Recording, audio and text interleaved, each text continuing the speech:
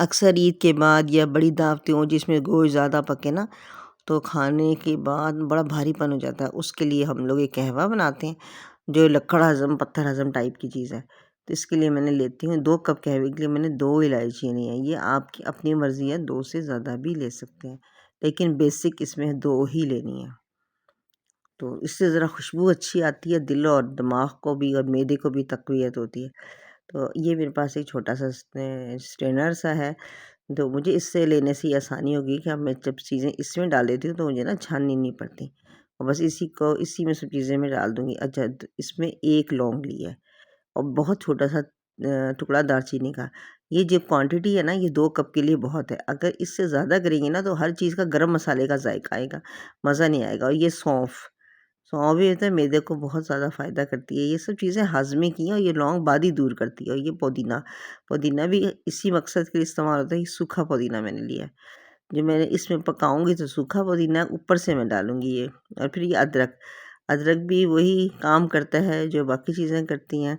खाली जो कहवा पीते हैं ना, तो उसमें ये चीज़ें डालने से कहवे की ख़ुसूसियात कई गुना बढ़ जाती हैं। और ये वो है कहवा, जो पेशावरी कहवा होता है, ये वो थोड़ा-सा लिया। अच्छा, ज़्यादा नहीं लेना, क्योंकि ज़्यादा लेने से ना रंग बहुत ख़राब होगा और टेस्ट बहुत तेज़ हो जाएगा। ये लिए है गुलाब के फूल, सूखा हुआ गुलाब का फूल है, देसी गुलाब। इसको भी मैंने, इसकी पत्तियाँ ले लेनी है, उसकी ये जो डोडी है ये अलग कर देनी है। तो ये पत्ती जो है ना, ये दिल, दिमाग, सब चीज़ों को फ़रहत बख्शती है, और साथ ही इसका खुशबू बड़ी बेमिसाल होगी इस कहवे की। अब मैंने इसको कर दिया है बंद, और इसको मैंने वो जो 2 कप पानी लिया था उसमें डाल के और हल्की आंच पे ढक के पकाना है। अब इसी देगची में डाल दूँगी और ढक के पकाऊँगी। तो ये कि ज़्यादा देर पकने से ना कि इसका देखें रंग, अगर मैं और कहवा डालती तो और ज़्यादा हो जाता। तो ये अच्छी तरह पक गया, अच्छी तरह थोड़ा-सा कम हो गया पक-पक के। तो अब मैंने इसे डाला है कप में, और कप के साथ ही मैंने इसमें डालनी है जो बाकी लवाज़मात हैं ऊपर से, लीमू। लीमू भी चिकनाई को काटता है, तो मैंने इसके अंदर वैसे भी नींबू का रस डाला है और काफ़ी डाला है।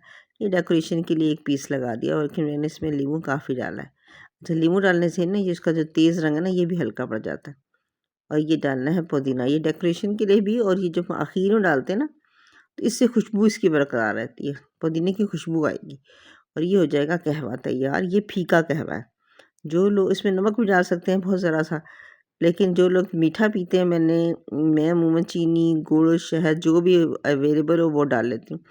तो मैंने फिर इसमें दूसरे कप में भी ज़रा नींबू ज़्यादा निचोड़ा है हाज़मे की नीयत से, और मैंने इसमें डालना है नेचर्स फ्रेश वालों का शहद, जिसका मैं सरसों का तेल और बाकी चीज़ें इस्तेमाल करती हूँ ना, इसी कंपनी का मैं ले लेती हूँ शहद भी। मुझे ऑनलाइन भी मिल जाता है, ख़ालिस भी मिल जाता है, और बाज़ औक़ात तो छत्ते के साथ भी मिल जाता है। अगर आप छत्ता लेना चाहें ना, और ओरिजिनल शहद, तो छत्ते के अंदर भी डब्बे में डाल के दे देते हैं, आप खुद ही निचोड़ लें शहद को। तो ये शहद ज़रा मुझसे थोड़ा-सा गिर गया, और ये मैंने 1 चम्मच डाला है, अपने टेस्ट के हिसाब से डाल लें।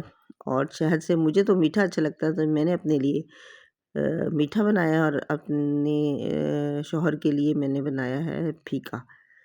तो अब ये हम लोग डालेंगे मज़ीद नींबू, और ये बेहद ज़ायकेदार, खुशबूदार और फ़ायदेमंद किस्म का कहवा तैयार हो जाता है।